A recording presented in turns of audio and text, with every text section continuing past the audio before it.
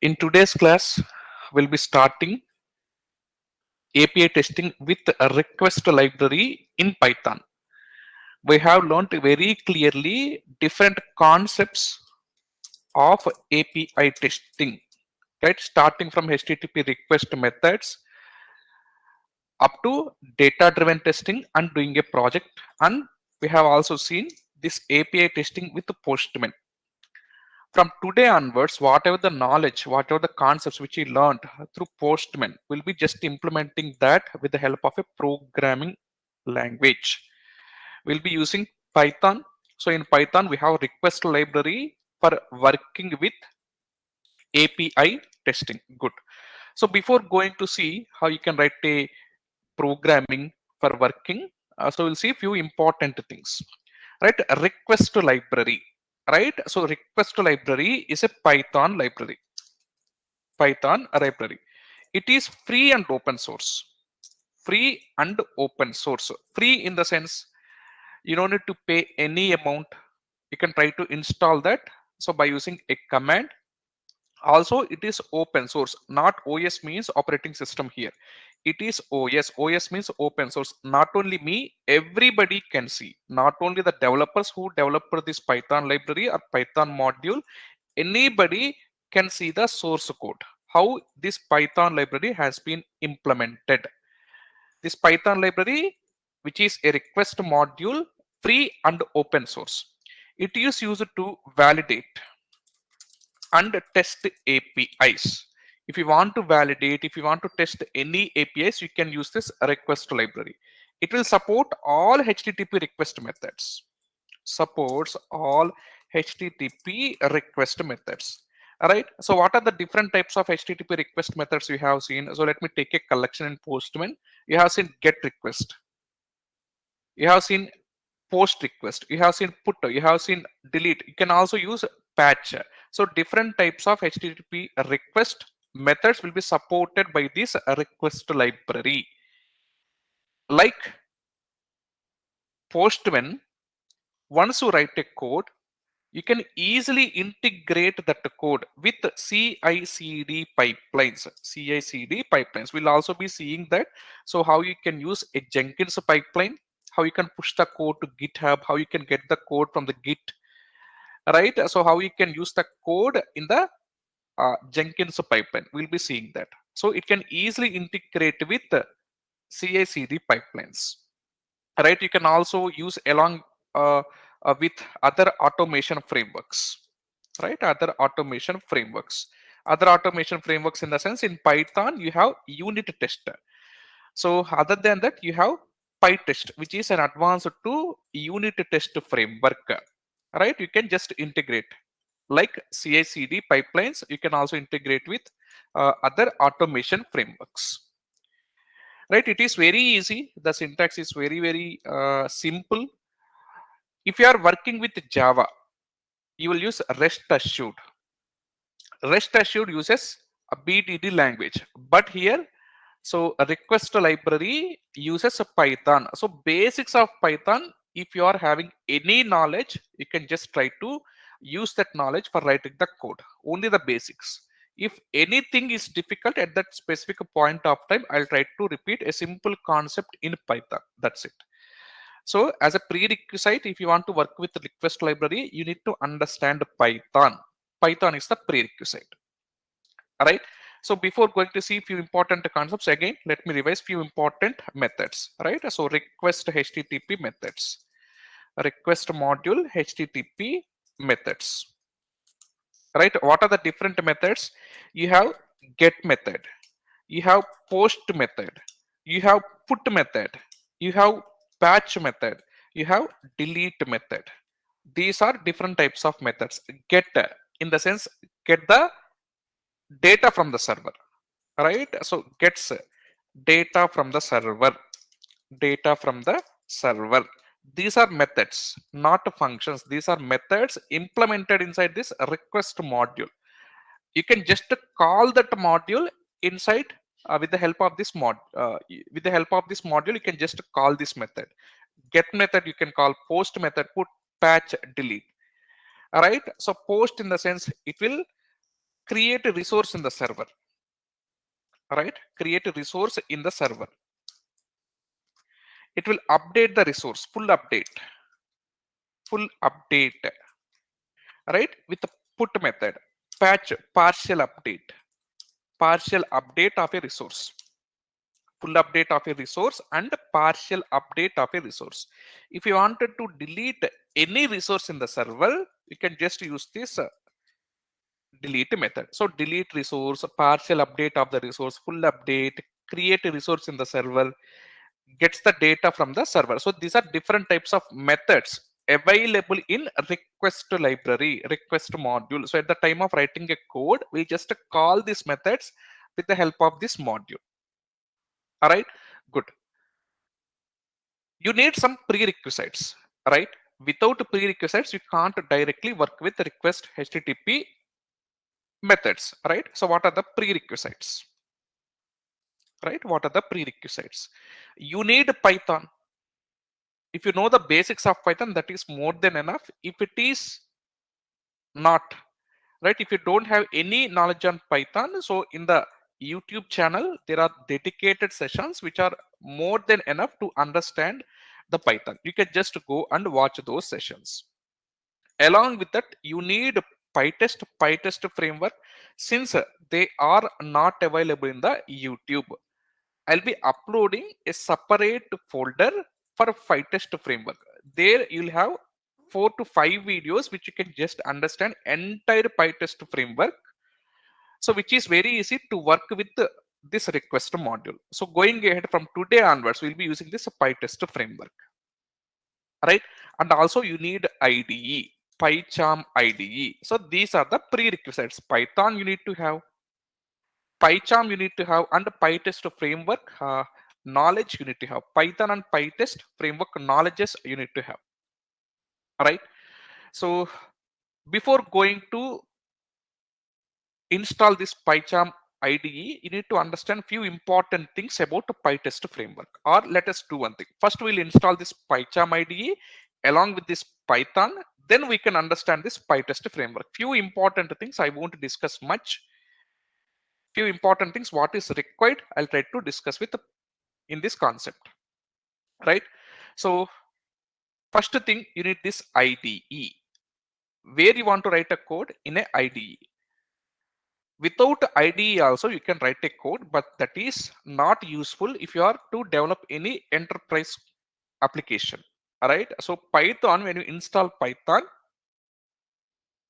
by default Python will give you IDLE, IDLE, IDLE in the sense it is only for learning purposes, integrated development and learning purposes, for learning purposes only. But if you want to develop any enterprise code, this IDLE is not sufficient, which comes by Python installation. So you need another IDE, which is a PyCharm IDE, which is most popular for working with the Python. You can use Visual Studio Code also, but instead of that, I'll go with the PyCharm. PyCharm is most popularly used, right? So we need Python, we need to install Python, we need to install this PyTest framework, then we can work with PyTest framework, PyCharm and Python right now. So I'll be sharing a step-by-step document with you, just to follow this simple document. The same document on Windows and on Mac operating system, I'll be sharing it with you. So how you can install this Python and PyCharm on Mac also, I'll be sharing it to you. The way is straightforward. The steps are straightforward.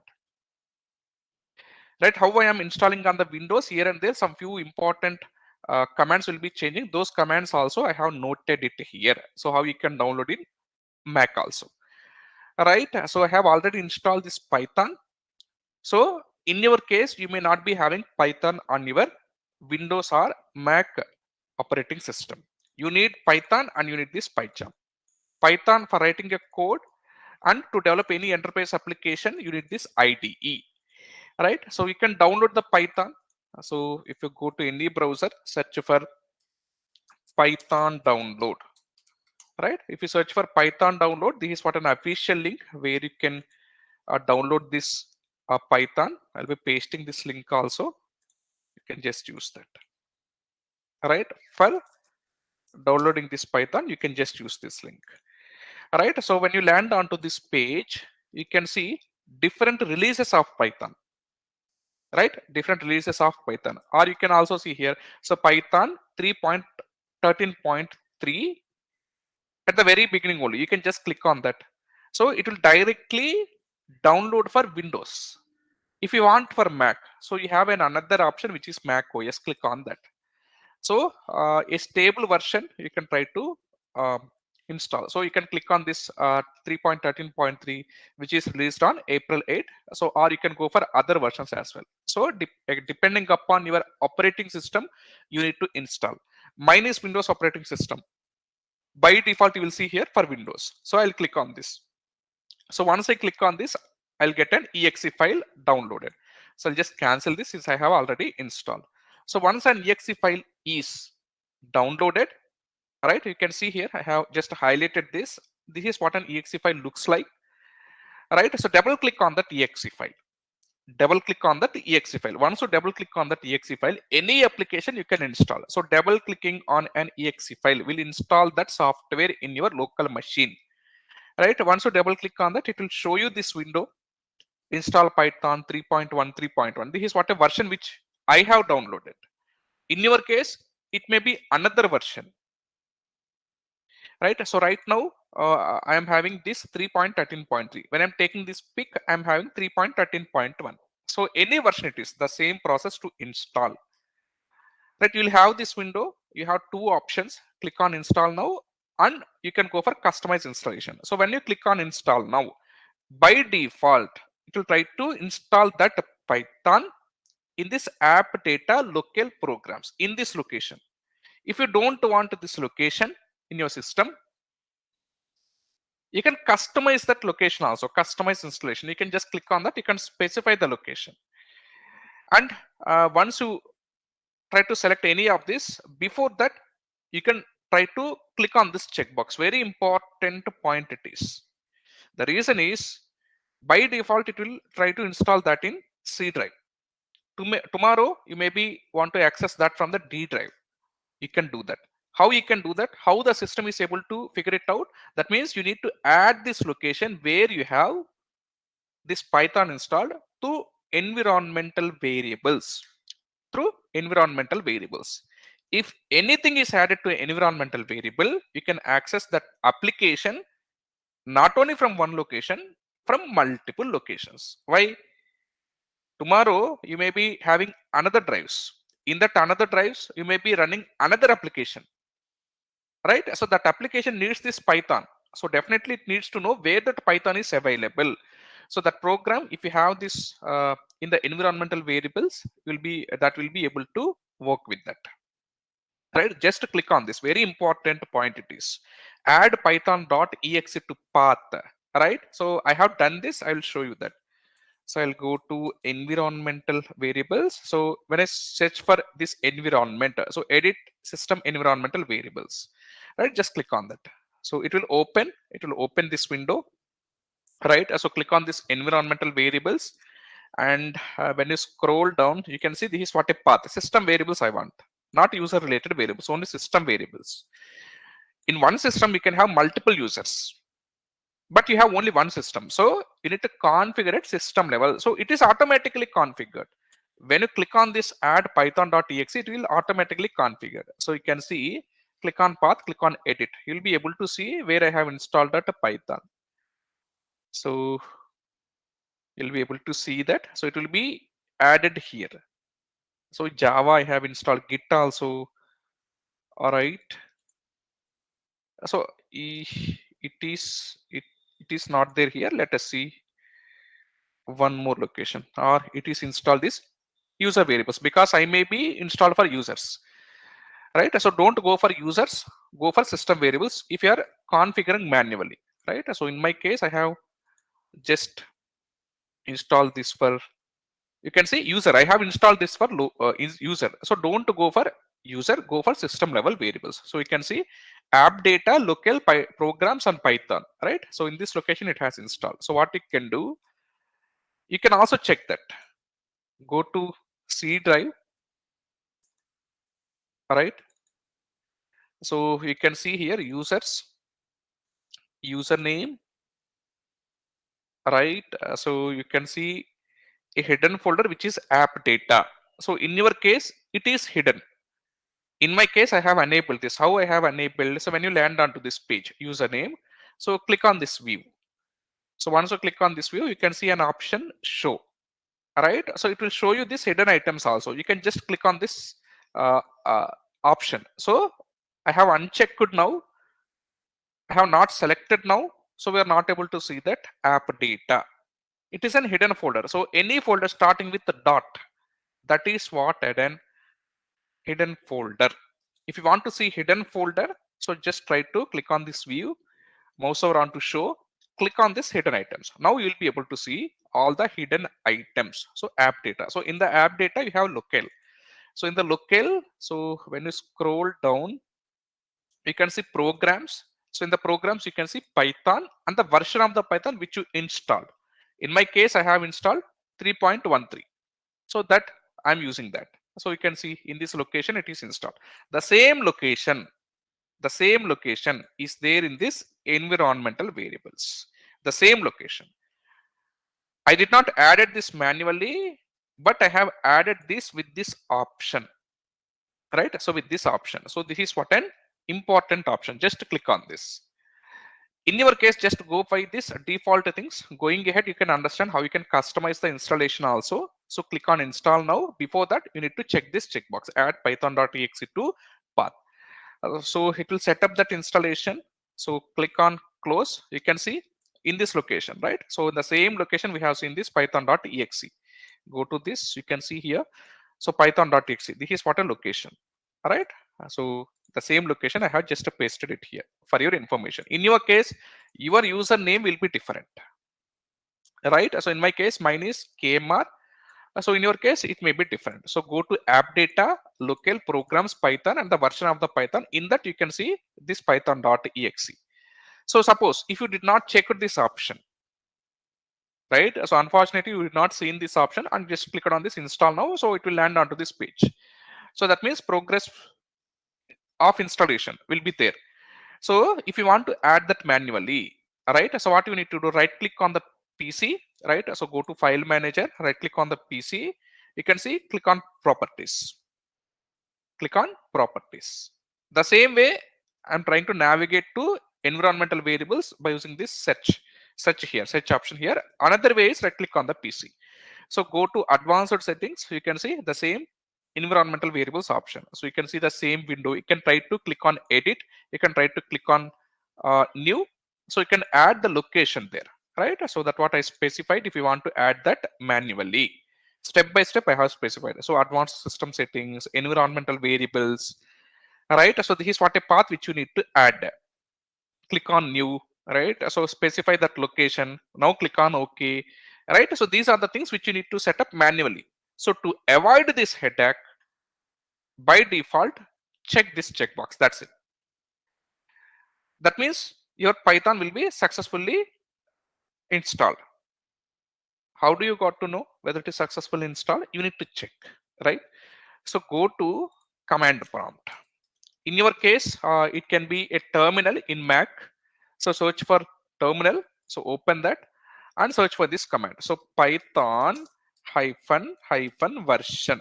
Python hyphen version.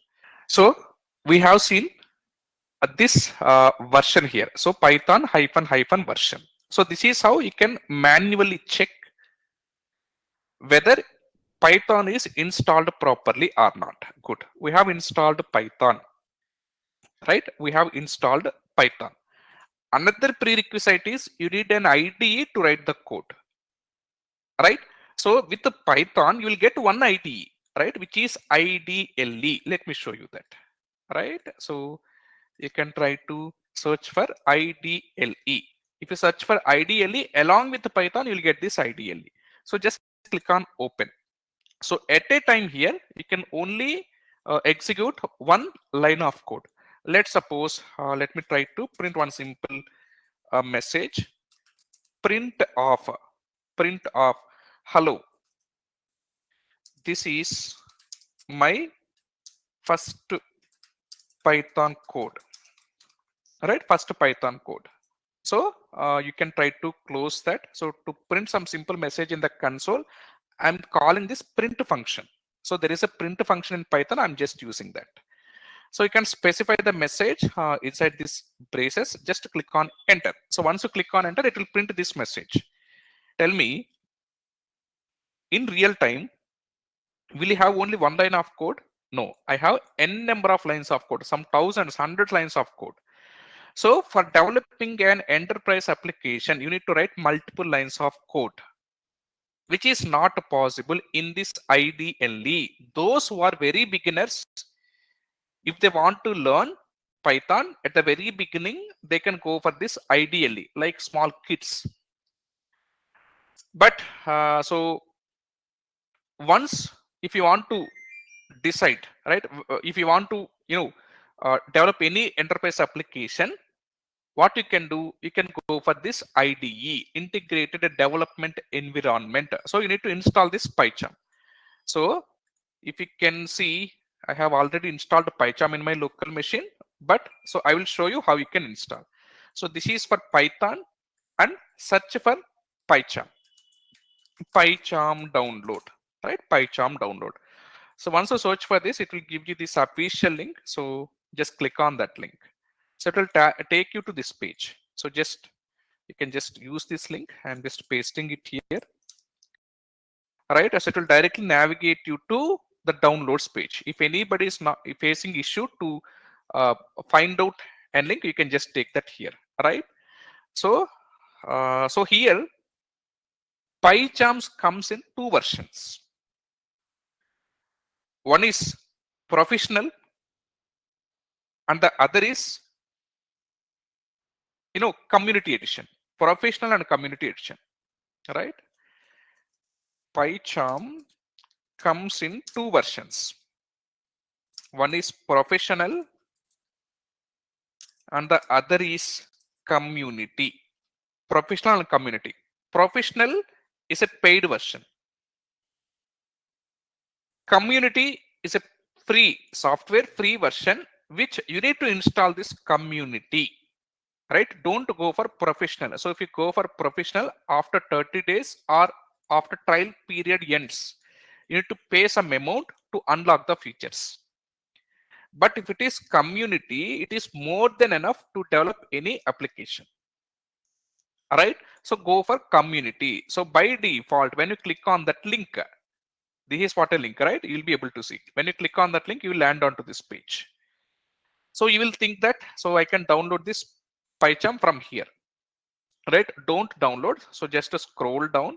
You can see a text, PyCharm community, right? So PyCharm community. So what you can do, you can just scroll down and you can click on this PyCharm community edition.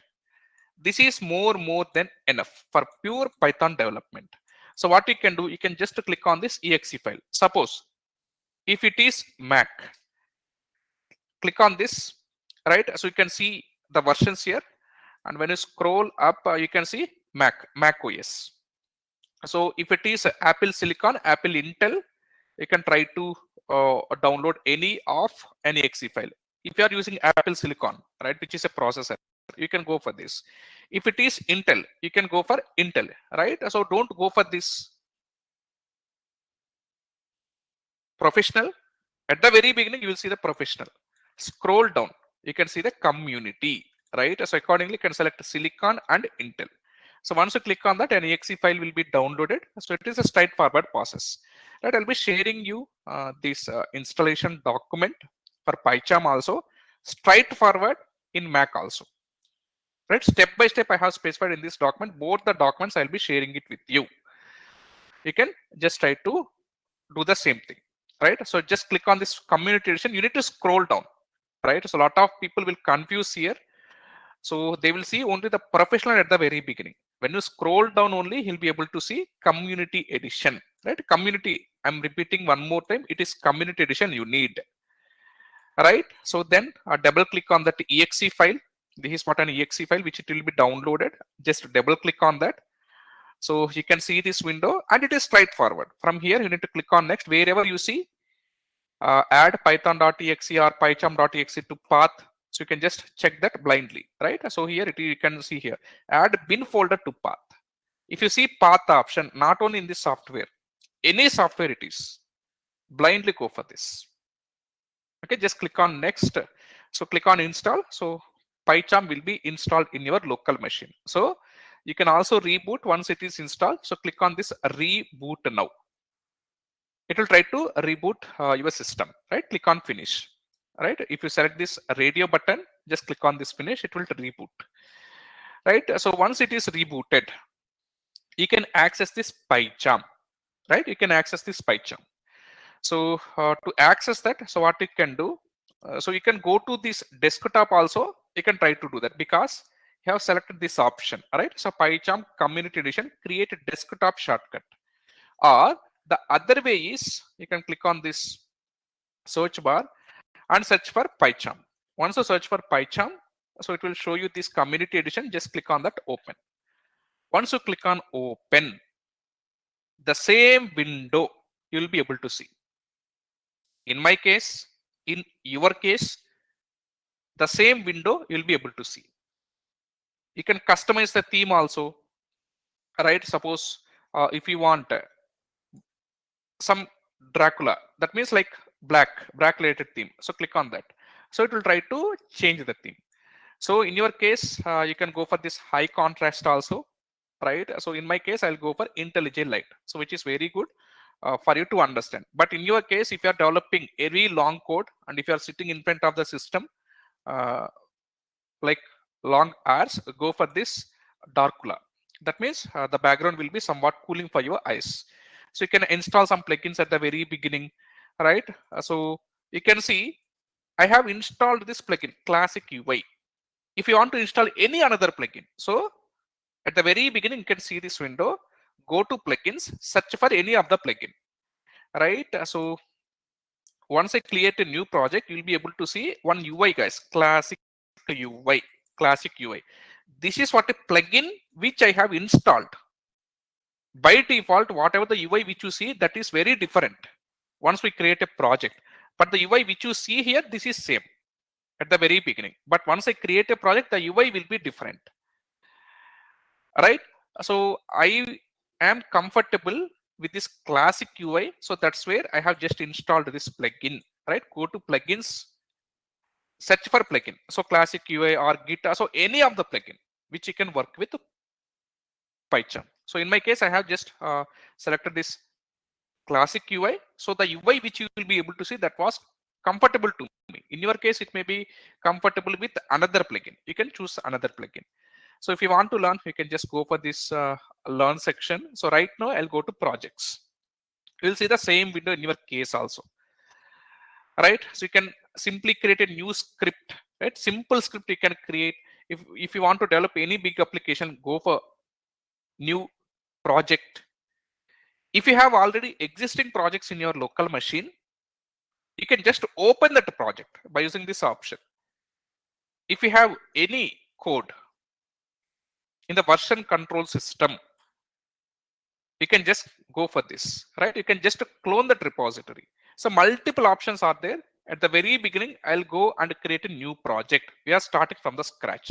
So click on this new project, right? So it will ask you for location along with that project name. So in this case, so I'll try to give the project name as API testing, right? So API testing request module, right? API testing requests. So that is a meaningful name. So in your case, don't create so unnecessary names. The names should be meaningful, right? So by default, it will automatically select this Python. It will create a virtual environment, which is like an isolation for different projects. Don't disturb these things at this point of time. Just keep them as it is. Go for default settings. Just specify the location where you want to create and the name of the project. By default, in the username, PyCharm will create a folder, PyCharm projects. Automatically, it will create. So in that project location, it will create this project. This PyCharm projects is a workspace, default workspace, right? default workspace created by PyCharm. It will be automatically created, and this is the default workspace. Just click on create. Once you click on create, so you'll be able to see this UI. Right, this is what a UI you will be able to see with the project name, file, edit, so multiple options. In your case, the UI is different. The UI is different. In my case, I feel comfortable working with this user interface, so that's what I have installed this classic UI plugin. Right, classic UI plugin. You can just try to install this plugin. Right now, you'll be able to see a different UI. Right, so this is what a UI. By default, the UI which you see is different. Right, before that only install this plugin. Right, as classic UI plugin. Suppose if you did not install that plugin at the very beginning, so what you can do, click on file. You'll be able to see this file option in the new UI also at the very beginning. Go to file. Right, so go to settings, file settings, and plugins. The same section you have seen there. You can also access from the PyCharm IDE. I have installed this plugin, classic UI. Right, so the UI which you see at the very beginning, once you create a project, that is different in your case. In my case, this is the UI. The reason is I have just installed this plugin. Right, so very important thing. Now observe here. You have a file, edit, view, navigate. Going ahead, you can understand what are the uses of these tools. At this point of time, don't bother about all these things. You have created a project. For that project, so virtual environment is created. Virtual environment, right? Virtual environment is a logical isolation, right? So isolation for project to project. Logical isolation for project to project. In the same system, not only one project, you can create any number of projects, is it right? So every project will be having different dependencies, different libraries. If you don't want to mix those libraries with another project, so a virtual environment will be created automatically by this PyCharm, right? Don't bother about this. Right, so what I will do, I'll create a simple directory in this. Step by step I have specified. Just try to listen it here very carefully. So I'll be creating a directory at this point of time. So how you can create a directory, how you can create a Python file, observe here. This is what a base. Right click on the project, mouse over onto new. You have multiple options, don't bother about this. Going ahead, we'll see whenever it is required. Mouse over onto new. You can see multiple options. You can create a Python file. You can create a normal file. You can create a directory. Directory in the sense which is a folder. You can create a Python package. You can create an HTML file. You can create a robot file. Right? So multiple files you can create. So at this point of time, I will try to create a directory. So in this directory, I'll try to create a module. All right. So what is the directory name? Since we are starting this API testing with request module, I'll create as day 1. All right, day 1. So this is what a directory, which is a folder. So in this directory, I'll try to create a Python file, which is a module. Right, Python file. Right, Python file you can create at 2 different places. One is directory, right? One is directory or package. What is a directory? What is a package? If you don't have that information, go and watch the basic sessions of Python in the YouTube channel. Right, I'll be sharing that link also. You can just see that. So directory or a package. In that location, you can create a Python file. Python file is nothing but a .py file. .py file is called as a module. .py file is called as a module. So you can create n number of modules. Right, you can create n number of modules inside a package or a directory. There is a difference I'm calling separately as a directory and a package, right? Both are not same. Package is a special directory, but it is not solely a normal directory. Directory and a package. Okay, in that location, you can create a Python file. All right, so at the very beginning, I'll try to create one more file, which is requirements.txt file. Requirements.txt file. Requirements.txt file. Why this file is required? This file is like pom.xml in Java. Pom.xml. In pom.xml in Java, what you will do, you'll specify dependencies. Is it right? Dependencies. These dependencies are also called as libraries. Libraries. Libraries. These dependencies you can specify in the pom.xml in Java, right? The same pom.xml in Python, it is requirements.txt file. If you specify the packages or libraries or dependencies for the project, you can install them in one single shot. Right? So there are n number of packages which I'll be going to use for this API testing. N number of dependencies. Right? If you observe here, request is what a library I need. JSON path -ng. If you want to work with XML and HTML parsing, LXML, another library.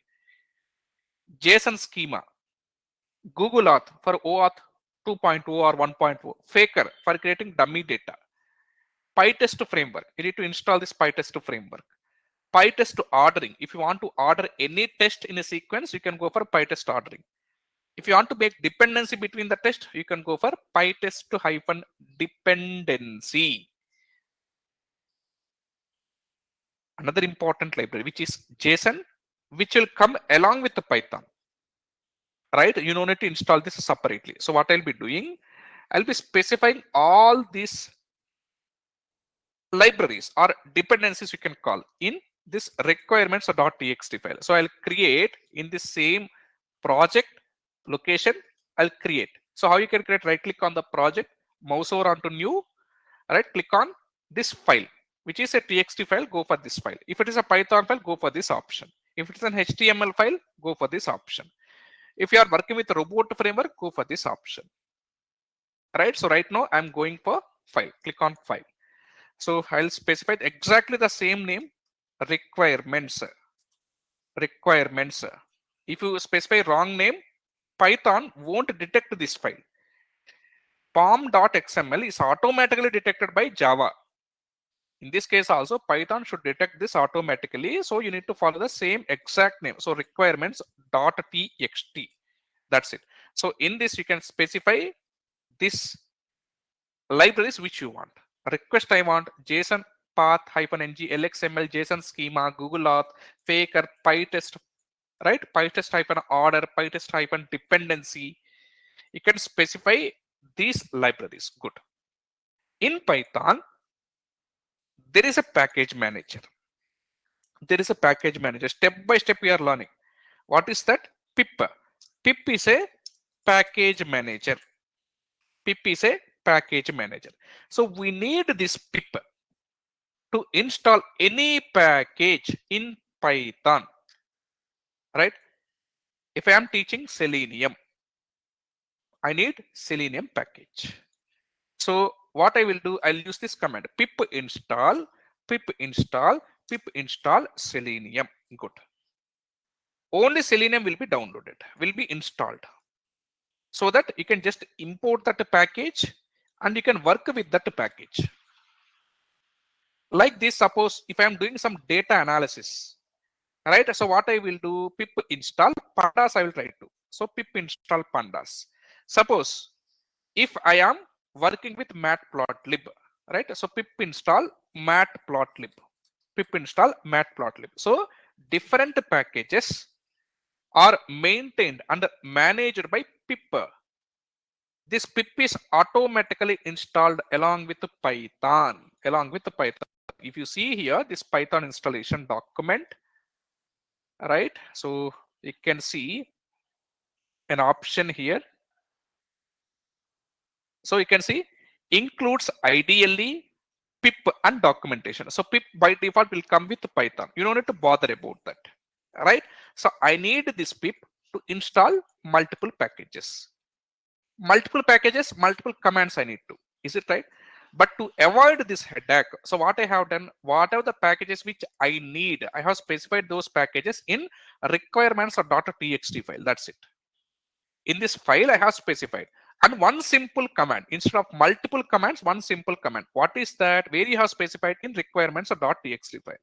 Requirements, right? Requirements .txt. This is what a file where I have all the packages, right? What you can do, simply the same command, pip install -r. -r in the sense requirements. Requirements are there in this requirements.txt file. That is what you need to specify. That's it. Copy this. Go to PyCharm. Click on this terminal. This terminal is nothing but your command prompt in your local machine or a terminal in your local machine. If it is Mac, one beautiful feature of PyCharm is you don't need to open the command prompt or the terminal from the Windows search. Directly there is a provision which is a terminal here. Click on that terminal, it will try to open this command prompt. The same command prompt which you can see here, you can try to execute those commands. So right now at this point of time, I'll try to install this pip install -r requirements.txt. Click on enter. So once you click on enter, you can see all the packages are installed. Every package in this requirements.txt file is installed. When you are doing a project, are all the only packages this? No. There are n number of dependencies you may be adding going ahead. You may be adding going ahead. So you can just open this requirements.txt file, right? So you can try to add the dependency. Suppose I want a pandas, specify that. I want a selenium, specify that. So just execute this command. So what is that command? Click on up arrow. So the previous executed command will be shown here. Pip install -r requirements.txt. So once you click on enter, these two packages also will be installed. Right at the very beginning, I'm only confining with these packages, right? Maybe I don't know. Going ahead, I need to modify and I need to add other packages also. All right, at the very beginning, I'm just specifying that request for doing API testing, for working with APIs, JSON path extractor, LXML, for working with XML and HTML data, JSON schema for doing schema validation, Google Auth for OAuth 2.0, 1.2 authentication, Faker for creating dummy data, PyTest framework, which is a unit testing framework, PyTest-order, right? PyTest-order to order the test, right? Also, you have this PyTest-dependency. Multiple features are there in PyTest. I know you may feel a little bit difficult at this point of time, but don't bother. I'll be giving you PyTest framework videos just to go for this PyTest framework and try to learn that. Only 3 to 4 videos you can just understand entire PyTest framework. That is more than enough to work with this API testing with request module. Right? So for your information, I'll show you few concepts which are nothing but PyTest-order and PyTest-dependency. Then once we understood this, we'll try to go and create a module and we'll try to create a request. All right. So we have installed this requirements by using this pip install -r requirements.txt file. Right. Installed requirements. Step by step you need to. Right. Install requirements. Good. How I will know whether I installed all these requirements? From the same terminal, you can issue this command pip list. So it will display you all the packages which you specified, and all the supporting packages, they will be installed automatically. All right. So in the same terminal, just issue this pip list. Right. So these are all the packages. You can see these are all the packages just now I have installed. All right. So along with supporting packages, pygments, right? So PyASN1, right? Pluggy. These are the supporting packages for these main packages. Okay, a lot more packages will be installed. This is one way. Or click on file. right? So click on file, right? So click on file in PyCharm, go to settings, go to Python interpreter, right? So go to settings, go to Python interpreter, right? So go to PyCharm, click on the file, click on settings. There is a project, click on that, go to Python interpreter. You can see it will display you all the packages. From the PyCharm also you can add any packages. So click on this plus. So search for a package Selenium. Right? If you can see Selenium will be there. So click on install package. That package will be installed. Suppose if you want to remove any package, suppose I want to remove this faker. I'm just clicking on this faker, selecting that, click on this minus. So faker will be uninstalled. Right? It is uninstalled. So I'll try to install that one more time, faker. Right, so you can see the faker library, click on install package by default. So the latest package will be downloaded. You can also specify the version. Once you click on this checkbox, you can specify that version as well. Right, so right now it is installing. So once it is installed, you'll be able to see this message, package installed successfully. So click on close, you can see faker is installed. So click on OK. Now the indexes will be updated. Right, you don't need to bother about that. That is absolutely fine. Right, this is how you need to be set and ready. If you want to work with this API testing, you need Python, which you installed. You need a project inside PyCharm.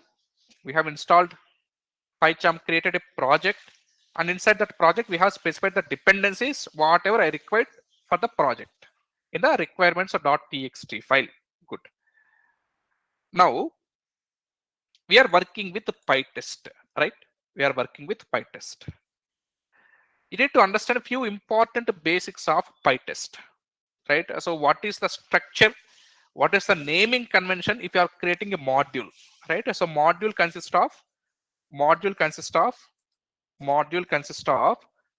classes, right? You can create a class, right? So along with the classes, you can also have functions.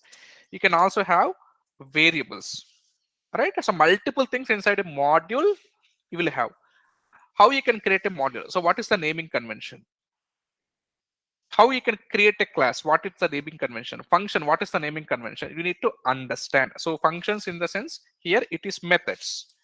I'll try to create a methods, right? So methods are different, functions are different in Python. Right, so you can create a module. So some naming conventions are there. I'll try to show you that. So if you are creating a module, just follow this naming convention. Right, first you need to start with a test, followed by underscore, test underscore.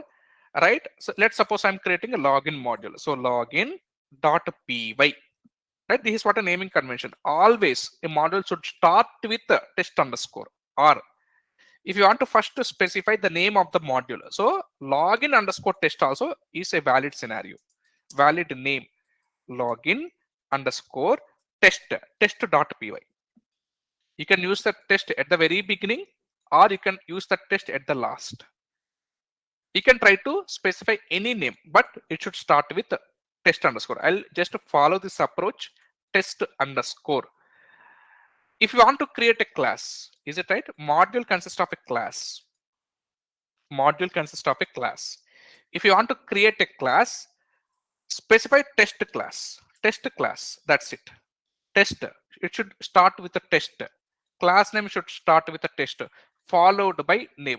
Suppose test login. Right? This is what a naming convention. Small t here, module name, small test underscore. Here, the word at the very beginning, the character, it should start with a capital case, test login. And next, class consists of methods, right? Class consists of methods. So method should have this naming convention. Small test method, right? Small test, right? So this is what a naming convention. It should start with small test and followed by method name, right? Followed by method name. So I'll just follow this naming conventions, which I clearly mentioned in the material. Don't bother at this point of time. Just to try to observe how I'm creating, right? So what I will do, I'll try to create a module inside this directory. All right. Right click on the directory which you created, mouse over onto new, click on Python file. Python file is a module .py file. You need to follow some naming convention. Is it right? So what I will do, I'll try to create test underscore PyTest. This is what a name of a module, because I'm making you understand some few important features of PyTest which I'll be using. That's where I'm using this naming convention, test underscore PyTest. Test underscore starting with starting name of the module followed by name of the module.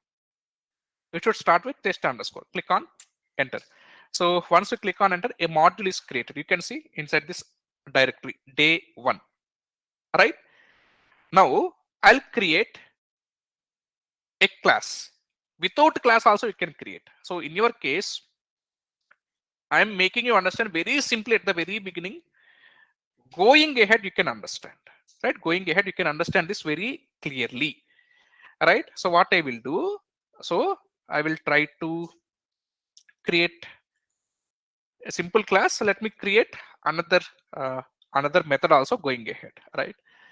So first thing, we'll try to create a class only so that you can understand. So class, right? Class test class, class test class, right? So this is what a name of the class.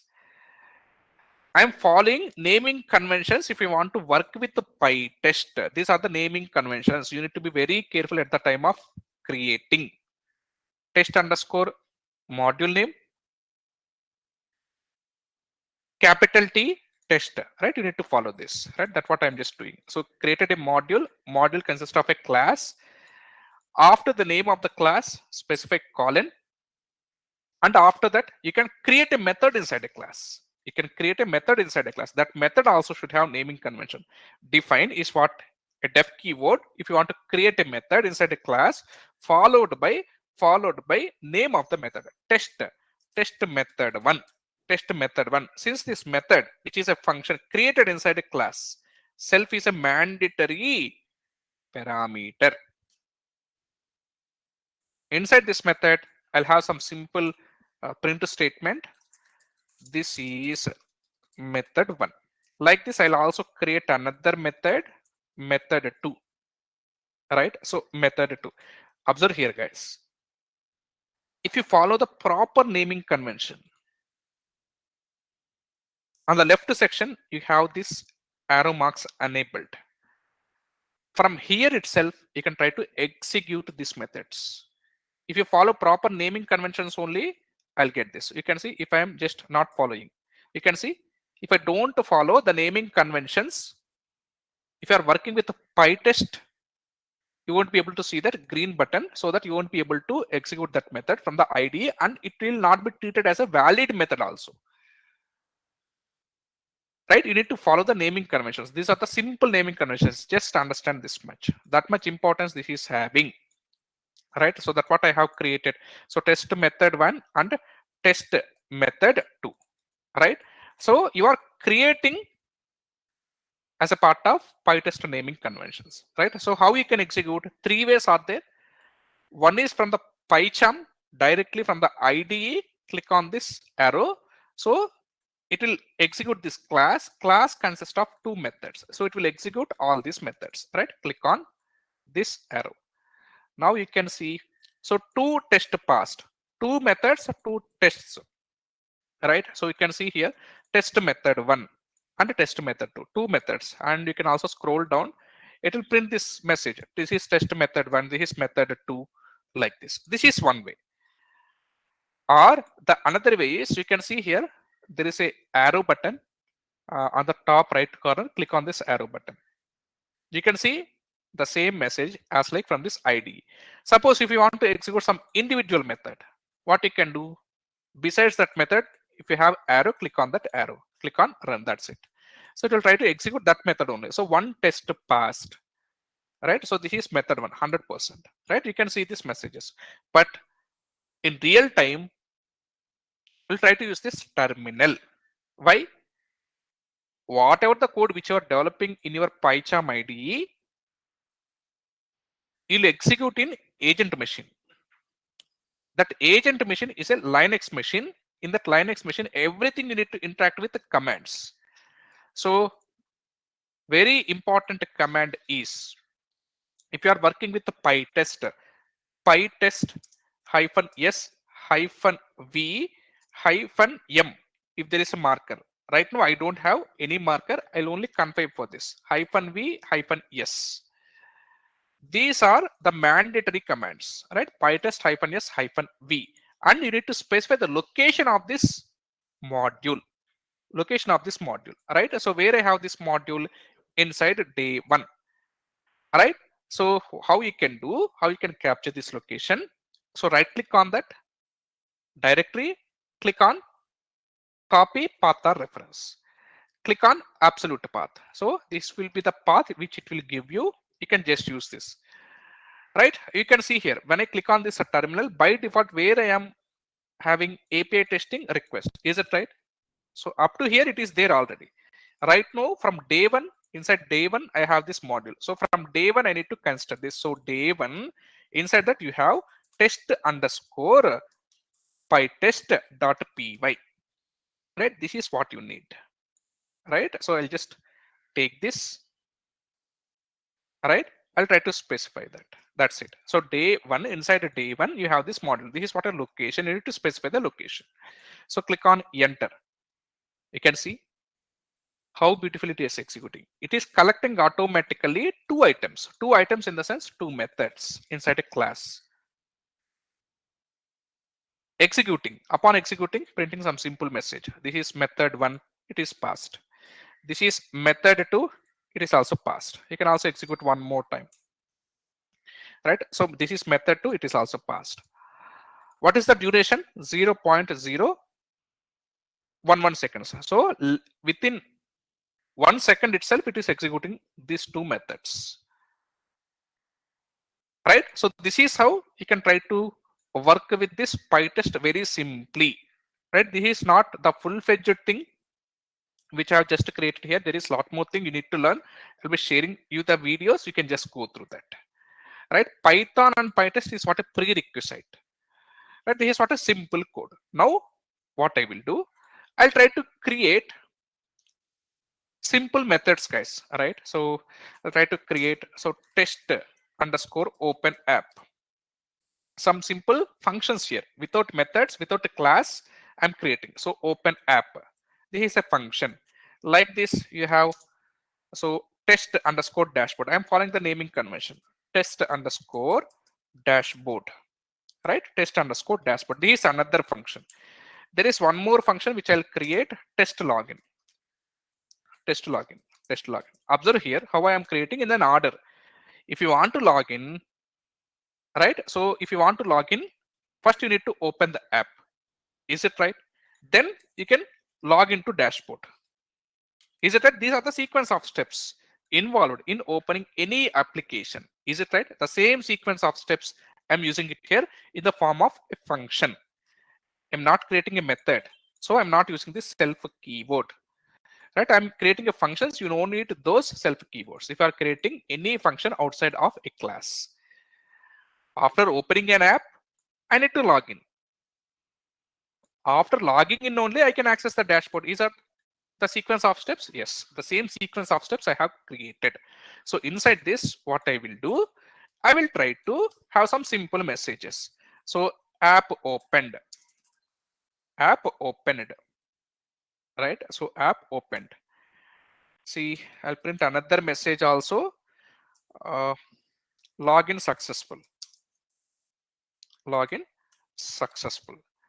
Next, I'll have some more simple message. If you want to print any message, if you want to display any message, you can use this print. Right? So dashboard loaded.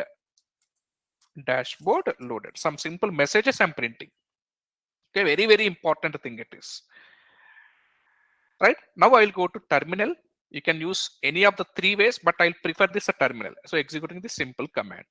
So I'll execute this command. Right? The same command, because in the same module, I'm having these three functions. Right? So click on enter.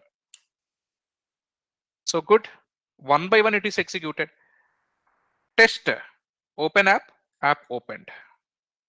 Test login successful. test dashboard. So dashboard loaded. Very good. Very good. Now observe here. I will change the order. I'll change the order. Again, I'm executing this. Tell me, without logging into dashboard, without logging into application, after opening that application, how you can log into dashboard? Is it right? This is a wrong order. Is it right? So open app, dashboard loaded. After opening application, will that dashboard will be loaded? Tell me, no, it is not. Once you log in only, the dashboard will be loaded. Here, by default, PyTest is executing all these methods in the order they have created, right?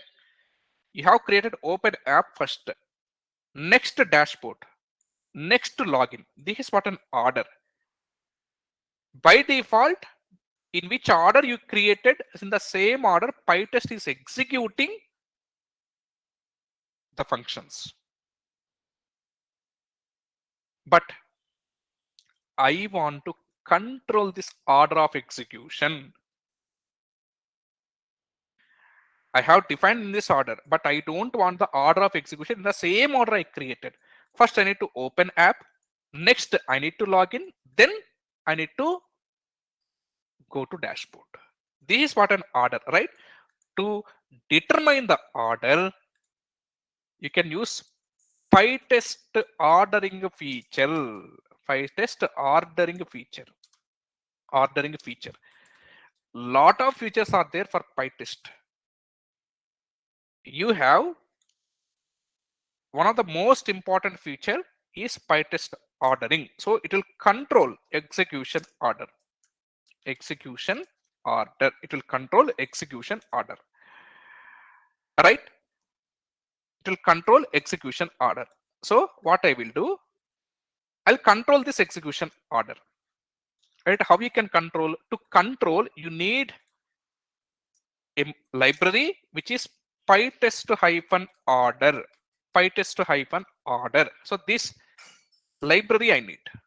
This package I need. So I have specified that in the requirements of .txt file. Right? Once I issue this command, right, this is automatically installed. Right? So you don't need to bother about that. Now what I will do, I will try to import that PyTest, right? So very important thing it is. To control the order of execution, which is a PyTest feature.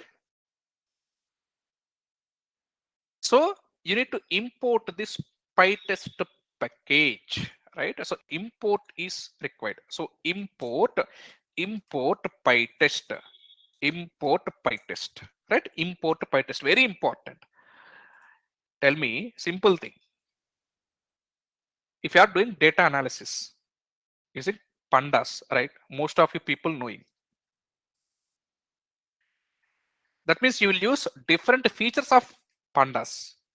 If you want to use, definitely you need to import that pandas. The same thing here. I want to use features of PyTest. So I'm importing this PyTest. So import PyTest. Import PyTest. So after importing, you need to call a marker. You need to call a marker, right? So what is that marker? At the rate PyTest dot mark dot order, order of 1. That means you're just determining the order. First, you need to execute this function. On which function you define this marker, which is there in the PyTest. That function will be executed. So 1, it will be executed first. Next, it should be executed login, right? Next function needs to be executed is login. So here I'll specify 2 at the rate PyTest.mark.order 2. After this open app, it will not execute test dashboard. It will execute test login. Test login. Next, after this login, I want to execute this dashboard. I am controlling the order. Observe here how I am controlling by using this PyTest. I am controlling the order. That's it. First, open app. Next, login, then dashboard. It will not execute in the order which I created, but it will execute based on the order which I am determining at the rate pytest dot mark dot order number. Now go to terminal, right? Go to terminal, execute the same command pytest -s -v and the location of the file. Now observe here. What is the order which I created here? First open app, next dashboard and login, right? But observe the order of execution. App opened, login successful, then dashboard loaded. Dashboard loaded. Am I controlling the order of execution? That is what the beauty of this PyTest framework. Not only this ordering, you have lot of features in PyTest framework.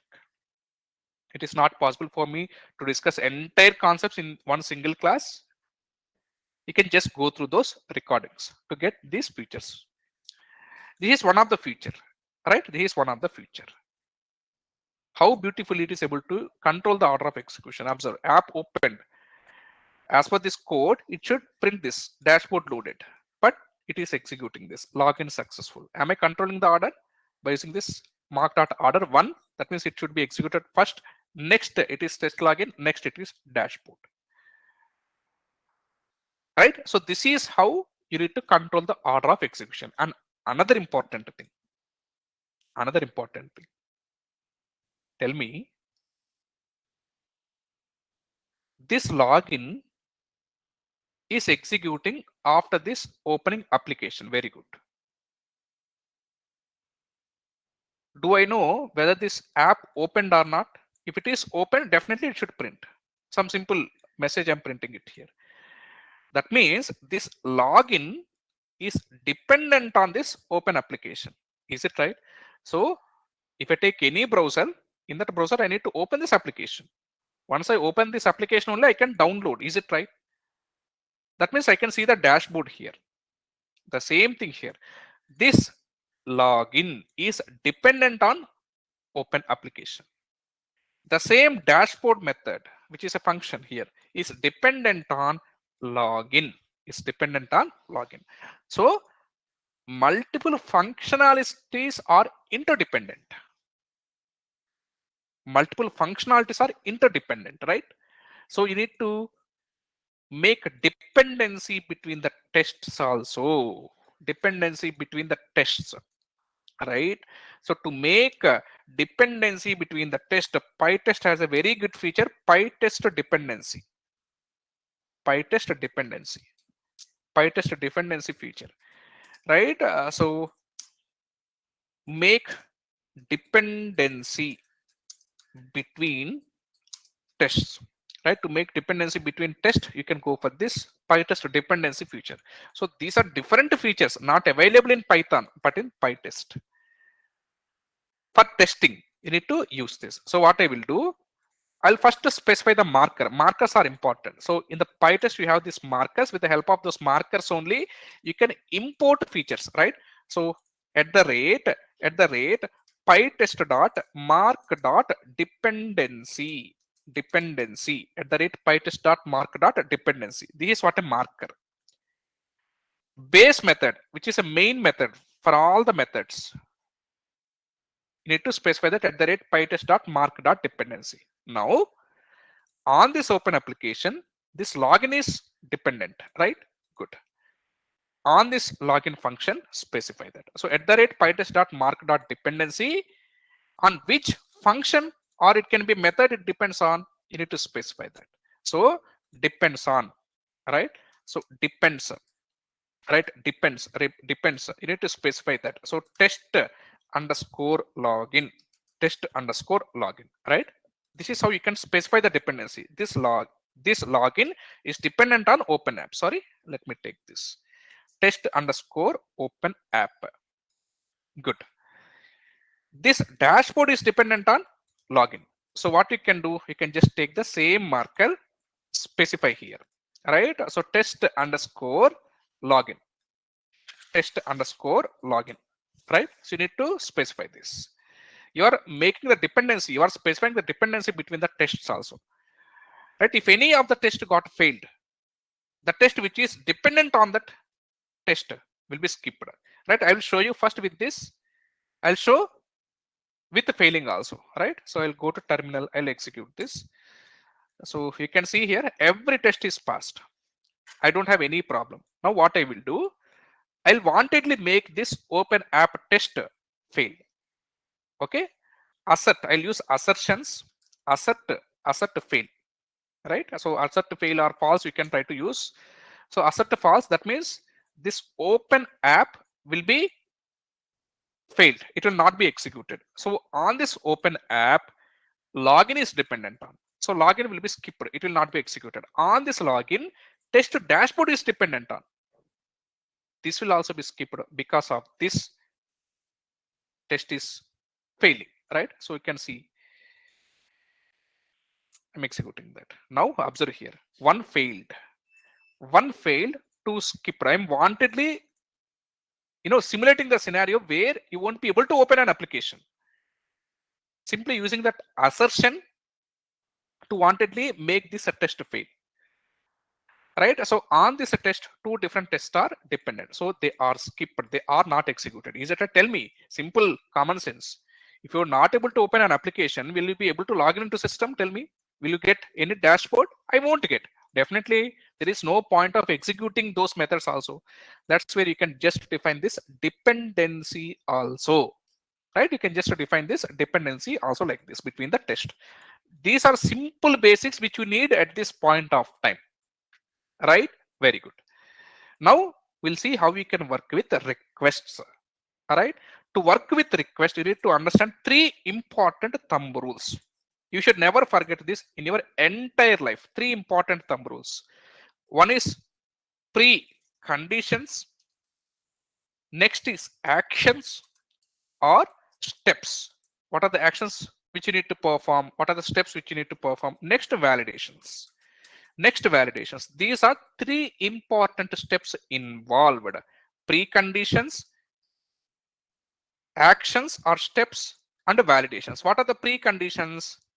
You need to set some data before sending the request. Is it right? So content type is what header, setting cookies, adding authorization, parameters, setting headers, right? Request body.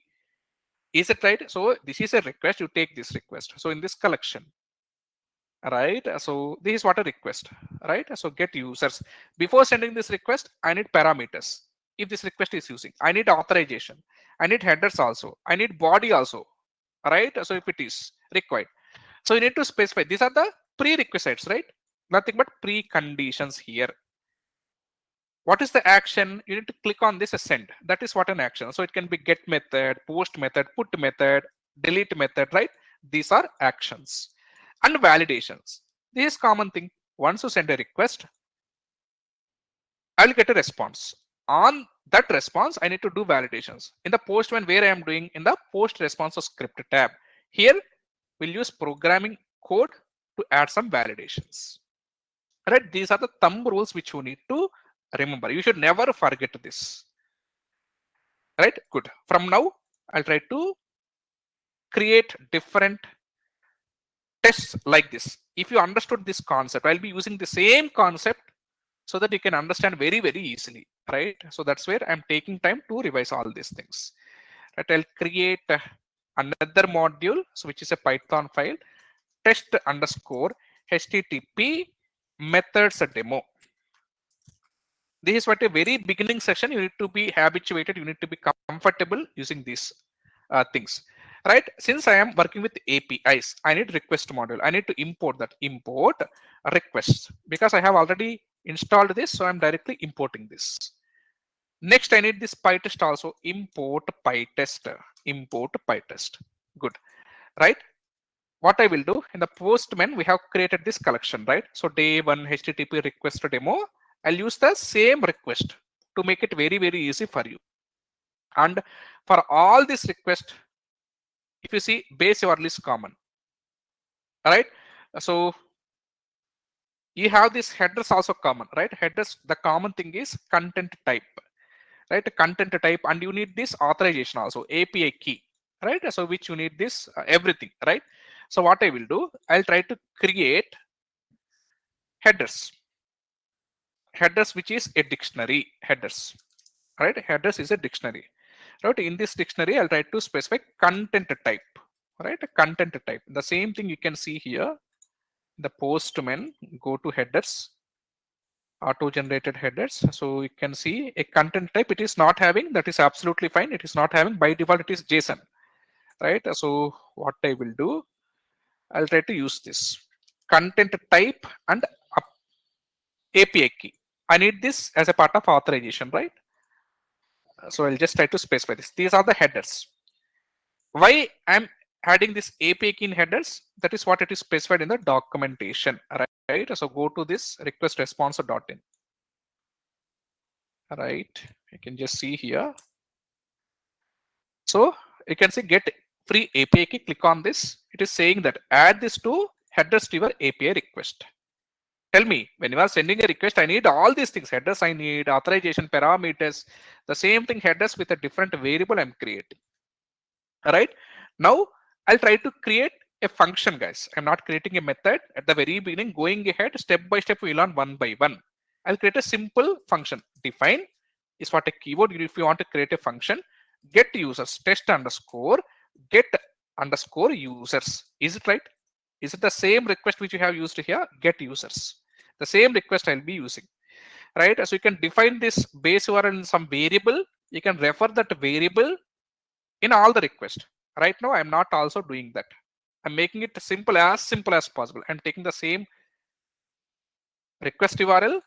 I'm creating a simple function. Inside this function, I'm calling this request module, which is there inside this request library, request module dot. When I put a dot, you can see get, right? So you have this get. Next, you have post, put, patch. Right? Different functions you are having here. Based on your requirement, you can just call that request dot get, right? Request dot get. So what you need to get, I need to get the details from the server stored inside this page 2. Just to specify that request URL. That's it. Just to specify that request URL. So along with this request, I need to pass these headers or not. So just to pass the headers. How you can pass with the header parameter name? Headers equal to headers, which you define in some variable. That's it. Upon sending a request, it will give me response. I'll store that response in some variable. Response is what a variable. In this response, I'm storing. So I'll use this to see what is the status code. Upon sending a request, you'll get the status code. You'll get the body, right? You'll get cookies. You'll get response headers. Lot of details you will get, right? So what I'll be doing, I'll be first sending this request. I'll be getting the status code. I'll be printing it here. You can also do some simple assertions also, right? So some validation points, everything you can do, right? So at this point of time, let me keep it as simple as possible. All right. So if you see here, I'll print that response in JSON. So response dot JSON, response dot JSON. Is it right? When I send this request, you can see this is what a JSON response. The same JSON response you'll be able to capture inside this variable. I'm printing that. That's it. So print of JSON response. I'm clicking on this arrow mark. Now it is sending that. Right now you can see this is what a response. 100% it is passed. This is what a test passed. This is what a JSON response, which you can see it in the console. Right? You can see how beautifully it is able to get the data. This is one way. Another way is go to terminal, execute this command PyTest -s-v, right? So in the day one only you have that. So day one slash test underscore. You need to specify the module name HTTP, right? Methods demo, right? Methods demo dot py. Py is what a file. Click on enter. So observe here one pass. That means it is executed in 0.63 seconds. This is what a response time. Right? The same response time you can see it here. So 184 milliseconds. So 120 milliseconds. Right? So the same here and there you can see here. So you can see the response here. Right? You can see the response. How beautiful you are writing. For that you need the basics of this PyTest. That's what we learned clearly. We'll also make some dependency, right? So going ahead, right? So before that, once I get the response, I'll show you how you can do the validation. So to do the validation in Python, there is a keyword which is assert keyword. Assert keyword. You can ask me, hey Madan, if I wanted to do some validation, I can go for if-else conditional statements. Why you are using this assertions? If I use if-else conditional statements, right, your test case will not be failed. Is it right? But you want failure of the test case if something goes wrong. That's where you are going for assertions. In Python sessions, I have told this very, very clearly. You can just go and get that. But here I'll go for assertions. Assertions in the sense validation points. If you want to validate something, you can go for assertions. So assert condition you will specify. If this condition is not true, if this condition is not met, have this simple message in the console, right? Message in the console, assert message. The same syntax I'll be using, right? I'll be using some assertions, right? So observe here. I'm printing that response also, right? So you can capture this response in some variable, response.json in some another variable. You can print that also, right? I'll be printing that as well. You can see simple assertions I'm using, capturing that JSON response in some variable, right? So previously I have printed directly, but you can also store it in some more variable, right? You can try to add some assertions. So assert status code. Response consists of status code. Response dot, when you put a dot, status code you will get, right? Observe here, response dot. When you put a dot, you can see status code. Response status code. Headers, right? Time, which time it is, response time, right? Content, cookies, a lot of information which you see in the Postman, the same you can get in the form of methods, right? That's what I am just using. Response dot status code, you are just checking. Double equal to is for content comparison. If this content is equal to this content comparison, not single equal to, double equal to it is. Response dot status code is equal to 200. Is it right? When you are sending a get request, status code must be 200. If it is not, if this condition is not met, this assertion will fail. Then at the time of failing, it will display this message, wrong status. Other than 200, if it is getting any another status, wrong status, it will print this message. Right? So you'll also get the headers. Headers, which is a dictionary. Right? Which is a dictionary. So in the dictionary, you have key and value pairs. If you want to access any key, you need to follow this syntax, right? Let me show you some simple way here. So let me take this a dictionary. X is what a variable. Inside this, I'm storing some dictionary. So dictionary is having key and value. So key 1, right? Value 1, right? Key inside quotes and value 1 is also inside quotes. It can be dependent on your data type. If it is integer, you don't need to specify the quotes. I'm treating that as an string here.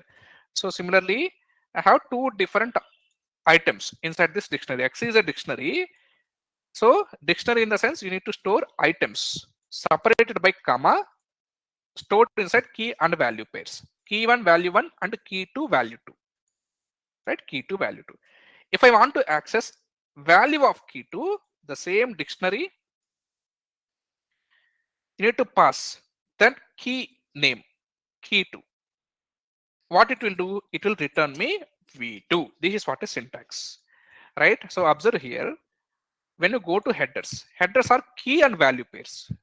Key and value pairs in Python, it is a dictionary. If it is dictionary, I need to specify the key name, right? So content type is what a key name, that what I specified. That the content type is this value, right? You can see this is what a value. I'm just checking whether I'll get this value or not. Multiple validations. Going ahead one by one, you will see at this point of time, on a high level, I'm showing you this, how I can write. If this condition is not met, have this error message in the console. The same syntax, assertions, condition, and message. Right? So like this elapsed time, elapsed dot total seconds, it will return me response time. I'm capturing entire response in some variable. Right? In this data, is it an empty data or do I having any data I'm just checking that. Printing the data. Is the data is having a page? Is it right? This response data is having a page. Is it right? This page I'm capturing, which is entire thing is like a dictionary, guys. Which is like a dictionary. So JSON response in Postman, it is like a JSON, right? It is a JSON response. But the JSON here in Python, it is simply called as a dictionary. If you know how to work with a dictionary, then it is very, very easy to work with a JSON response. That's what I'm just doing it here. Getting, this is one way, guys. This is one way of getting the value of a key. Another way is the same thing. You can specify another syntax. So x dot get of key name. X dot get of key name. That's it. It will return me the value of the key. Two ways you can use. But there is one more advantage with the help of this. Suppose if this key is having any another value, if you want to replace that with that value, so you can just specify that value also, get method. So just go and watch dictionary related session.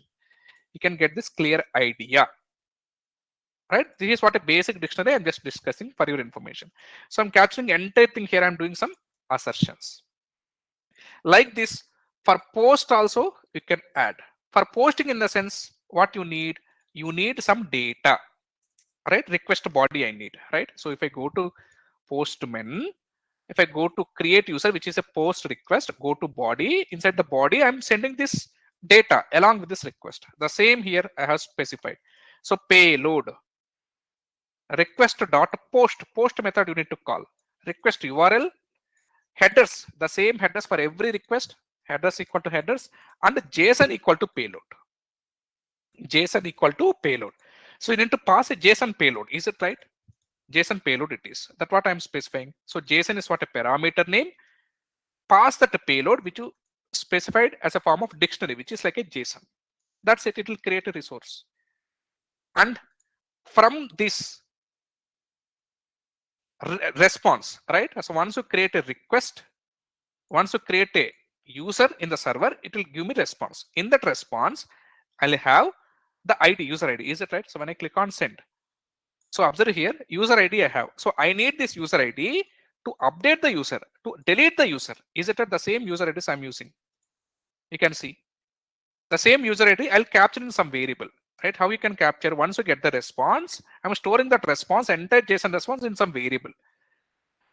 So in this, you have JSON response, which is like a dictionary. If you want to get a specific key value, you need to follow this syntax, data of a key name, right? So what is the key? ID is what a key. Get that value stored inside that value, right? User ID is what a value, right? You can see I had defined user ID here. I'm going to define that. So user ID, right? User ID none, right? User ID none at the very beginning, because I'm not having any value. Upon subsequent operations, I'll get the value, right? I'll try to store the value inside this user ID. So if I am using post, put, as well as delete, I'll try to use that value. That's it. I'm updating that value, user ID value here. You can see I defined that variable first. I'm updating that value. So if I define any variable outside of a function, that is a global variable, right? This is a global variable. Global variable. So if any variable is a global variable, inside that module, if you are having any functions or classes, you can use that value, right? So not only this function, I'll create multiple functions, right? So observe here, I'll update the data, right? I'll update the data. I'll update the data, right? So observe here, I'll update the data. For updating the data, you need that user ID. Is it right? So you can see in the Postman, create user, right? So update user slash users slash user ID. The same, I'm using the variable here. Whatever the value user ID which I captured, that variable value I'm just passing. Request dot put what data you need to update, that is sent as a payload. The same syntax, JSON is equal to payload, JSON equal to payload, headers equal to headers, and you are doing some assertions. This is common. And the same user ID is required for deleting also, right? Go to Postman, go to delete user request. So the same request is having that ID to delete that, right? So the same request will also use that. So you can also see that. You can see I have the things. right? So request dot delete, request URL and user ID. Headers are common. You don't need any payload. Is it right? For deleting the data, you don't need any payload. You can do some validations by using assert keyword. Right? Some simple validations, guys. Very, very simple validations. I'm not making very complex at this point of time. I'm making it very, very simple. Right? Request dot get, request URL and headers. You don't need any payload for get. For if it is post, you need payload. You need headers, right? I am sending, that's it. The same URL which we have used, the same I am using with respect to methods. Post for creation, put for updation, delete for delete, request dot delete. Syntax won't change. Right? At the very beginning, you need to understand step by step. Get users, create user, update user, and delete user. And I have also specified some features of PyTest. At the rate PyTest.mark.order of 2. Right here, I'll try to specify 1. Right? So this test will be executed first. Next, create user. Next, delete user, mark.order.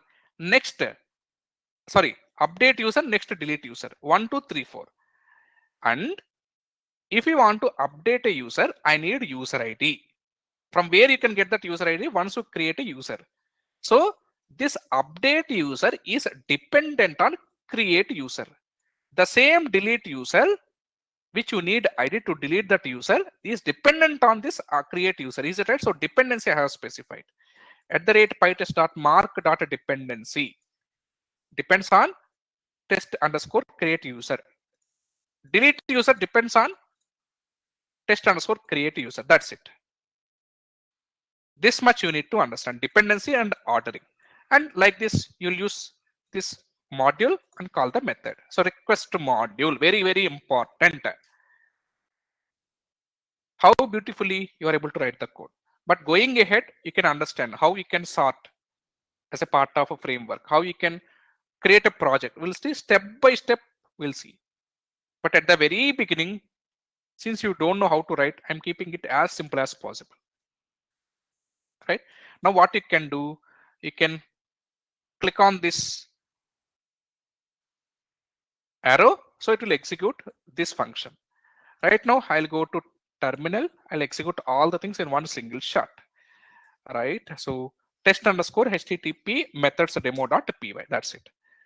So collected 4 items. Right? So collected 4 items. Is it right? So it has collected 4 items. Let us see one more time. Let us execute this. Collected 4 items. You can see here. And so test create user, update user, test skipped. Why it is skipped? There is some dependency passed, and this is test method 1. Right? Test get users, getting the data, printing the data. Right? So passed it is test create user, update user, and delete user. These are skipped. Right? So why they are skipped? Because of some dependency. So if we can see, let me take this user ID which it is created. You can see here in this response, you can try to get the user ID. So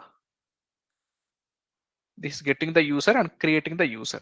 So let me try to print some data also here. Right? So get users. Right? So create. So the issue here is, if you see here, simple concept, test underscore PyTest. What is the main method on which all the methods are dependent? Test underscore open app. Is it right? So on that main method, you need to specify this marker. So at the rate PyTest.mark.dependency. Come here. Here I did not specify that on the create user. So specify that. That's it. Now execute that. Right. Now you can see it is executing all the 4 tests. Very beautifully it is executing. Right. Get users, create user, update user, delete user. everything is getting passed, right? You can see updated information is also getting here. Created user, upon updating, this is what an information, and the user successfully deleted. So one by one I am executing. You need to create the request like this. Simple thing. Assertions are very easy, and you need to send the request. That's it. Whatever you have done in Postman, the same I'm doing here inside this PyCharm IDE by using a programming language. So Python is a prerequisite, PyTest is a prerequisite, and you need this PyCharm to write the code like this. Step by step we have seen this, and PyTest is very important. You need to follow some naming conventions. You need to use different features. Right? This is how you can write a very simple code at this point of time. Going ahead one by one, we'll be adding so that you can have full-fledged clarity.